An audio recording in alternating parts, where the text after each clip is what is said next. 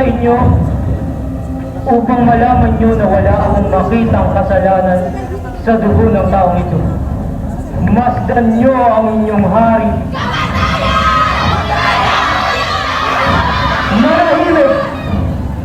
Kung gayo'y, kunin nyo siya at kayo ang bahalang magpako sa kanya, sapagkat wala akong makitang kasalanan.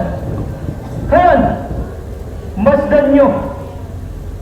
Ipinagkupit ko na siya. Hindi maaari, mahal na gobernador. Sapagkat ayon sa aming kautusay, nararapat lamang mamatay ang taong ito, sapagkat siya'y nagpapanggap na hari at anak ng Diyos. Kung hindi mo siya'y papapatay, ituturing kang kalaban ng Siyatan. At kung sino mang nagpapanggap na hari, ay kalaban ng Siyatan.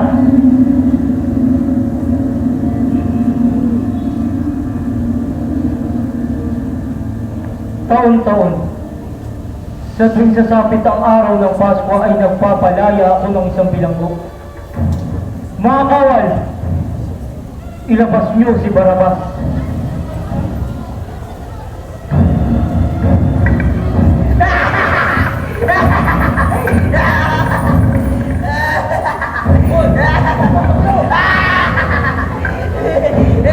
Sino ang nais niyong palayain ko? Si Barabas na isang kriminal? O si Jesus na tinatawag yung hari? Ibig ba ninyong palayain ko si Jesus?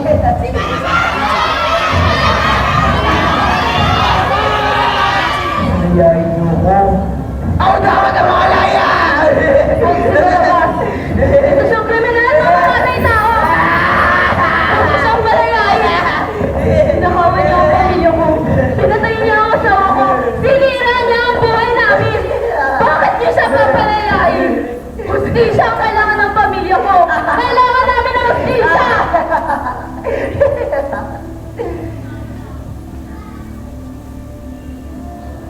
Pipiliin at pipiliin pa rin ako ng mga tao. Papalayain pa rin nila ako! Takot ang mga tao sa katotohanan. Ayaw ng tao sa katotohanan! Yan! Yan ang dahilan kung bakit ang pinipili ng mga taong gawin na mas makakabuti para sa kanila. Kahit na, dito para sa nakaranabi. Sus, alam mo bang, kaya kong silabin sa mga magitan ng salapi. Kaya kong bilhin ng katotohanan sa pamamagitan ng salapi at kapangyarihan!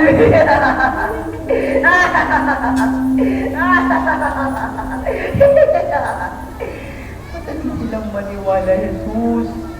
At napakadaling ilihis ng mga isyu ko papunta sa isyu ng iba! Nakakawa sila sa'yo ngayon.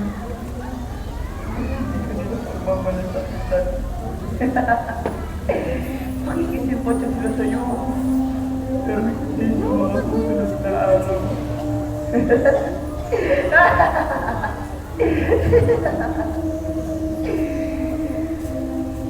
Ano sila, Jesus? Silang lahat! Ang dahilan kung bakit ako nakulong. Pero ngayon, ipinagsisigawan nila na ako'y palayain!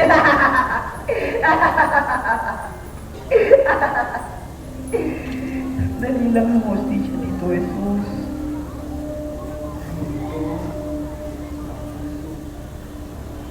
Pero pag hindi ka na napag-uusapan, madali ka na lang nilang makakalimutan. Parang mukha lang ni... Hoy babae! Basta mo sila! Silang lahat!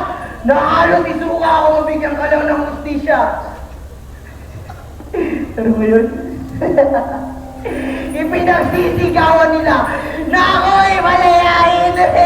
tama, mahal na gobernador. Palayain niyo si Barabas. Pakinggan niyo ang sinisigaw ng mga tao.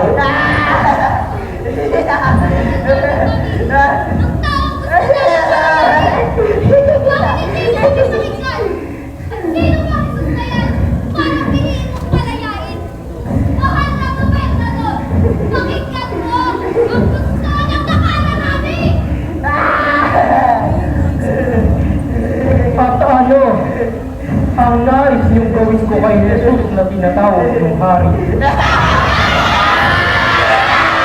Manahimik! Bakit?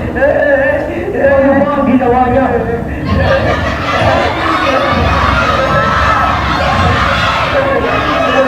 Susunod! Wala na akong magagawa.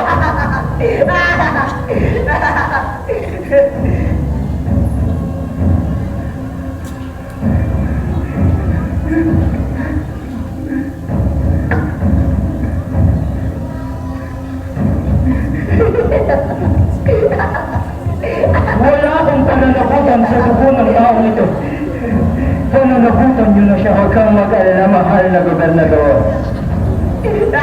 Pananagutan namin at ng aming mga anak ang dugo ng taong ito.